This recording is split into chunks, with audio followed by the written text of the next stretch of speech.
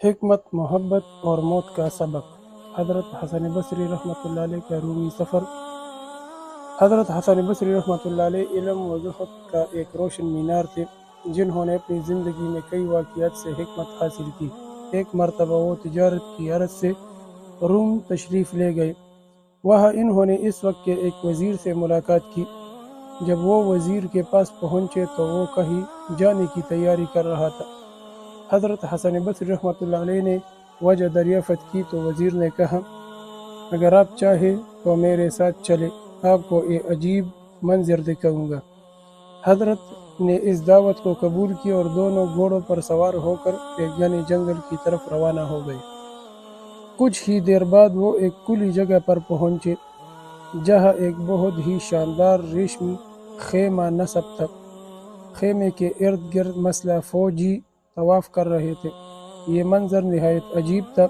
فوجی آتے، خیمے کے قریب کچھ کہتے اور واپس چلے جاتے۔ اس کے بعد علماء اور مشائخ آتے، کچھ پڑھ کر یا کہہ کر خیمے کے قریب رکتے اور چلے جاتے۔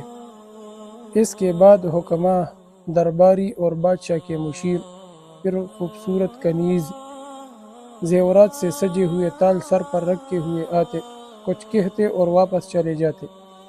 آخر میں بادشاہ اور وزیر خود آ گئے۔ خیمے کے قریب کچھ دیر رکے، کچھ کہا اور واپس چلے گئے۔ حضرت حسن بصری رحمۃ اللہ علیہ اس پراسرار منظر سے بے حد حیران ہوئے۔ انہوں نے وزیر سے پوچھا، یہ سب کیا ہو رہا ہے؟ یہ خیمہ کس کے لیے ہے اور لوگ کیا کہتے ہیں؟ وزیر نے گہری سانس لی اور کہا، یہ خیمہ ہمارے بادشاہ کے بیٹے کی قبر پر نصب ہے۔ وہ ایک بہادر، خوبصورت اور جوان شہزادہ تھا، جو اچانک بیماری میں مبتلا ہو کر وفات پا گیا۔ بادشاہ اس صدمے کو کبھی نہیں بھولا۔ اب ہر سال اسی دن یہاں ایک رسمی تقریب ہوتی ہے، جس کا مقصد موت کی حقیقت کو یاد کرنا اور اس شہزادے کو خراج عقیدت پیش کرنا ہوتا ہے۔ اس کے بعد وزیر نے ہر طبقے کی حاضری کا مقصد یوں بیان کیا۔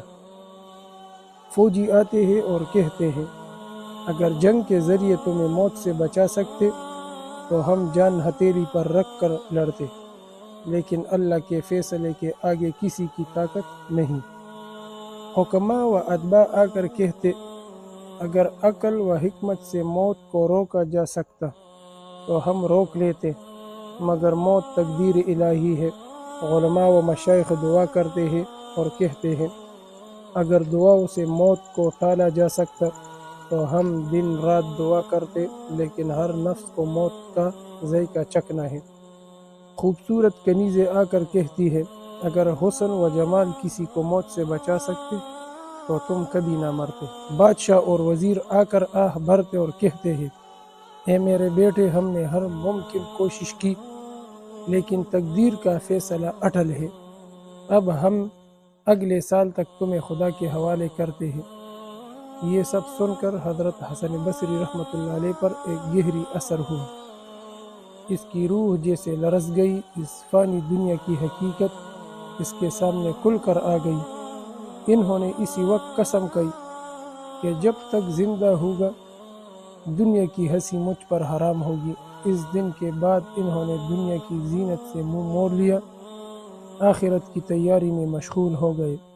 وہ گوشہ نشین ہو گئے، عبادت و ریاضت میں اپنا وقت صرف کرنے لگے۔ روایت ہے کہ 70 سال تک ہمیشہ باوضو رہے اور اللہ کے ذکر میں مشغول رہے۔ ان کا مقام و مرتبہ اس قدر بلند ہوا کہ وہ اپنے دور کے بزرگوں میں ممتاز ہو گئے۔ کسی نے ایک بزرگ سے پوچھا کہ حسن بصری رحمۃ اللہ علیہ ہم سے افضل کیوں ہے؟ تو بزرگ نے جواب دیا، اس لیے کہ حسن کے علم کی سب کو ضرورت ہے اور اسے سوائے خدا کے کسی کی حاجت نہیں۔ یہ واقعہ ہمیں نہ صرف دنیا کی بے ثباتی کا احساس دلاتا ہے، بلکہ یہ بھی سکھاتا ہے کہ علم، حسن، طاقت، دولت یا منصب کسی چیز سے موت کو نہیں روکا جا سکتا۔ اصل کامیابی آخرت کی تیاری میں ہے۔